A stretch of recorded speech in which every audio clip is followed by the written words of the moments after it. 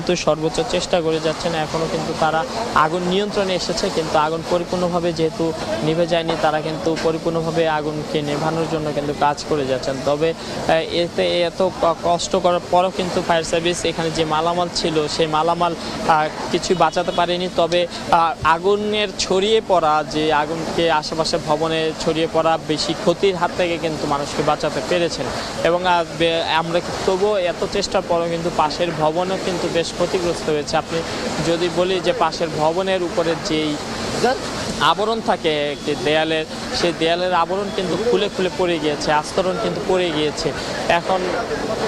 এবং এই যে জায়গাটি, এটি কিন্তু কোনো ভবন ছিল না, এটি কিন্তু টিন শেড বিল্ডিং ছিল। এবং যেহেতু সমিল ছিল, নিচে কিন্তু কাঠের, যেহেতু কাঠ কাটা হতো, শুকনো কাঠ, এবং একে আশেপাশে যে দোকানগুলো ছিল এগুলো কিন্তু কাঠের দরজা সহ অন্যান্য যে কাঠের যেসব জিনিসপত্র থাকে ঘরে লাগানোর জন্য বিভিন্ন সময়ে, সেই সকল জিনিসপত্র ছিল। এবং আগুন কিন্তু এই কারণে, যেহেতু দাহ্য পদার্থ ছিল এগুলোতে আগুন যেহেতু দ্রুত ছড়িয়ে পড়তে পারে, শুকনো হওয়ায় আগুন কিন্তু দ্রুত ছড়িয়ে পড়ে এবং নিমেষে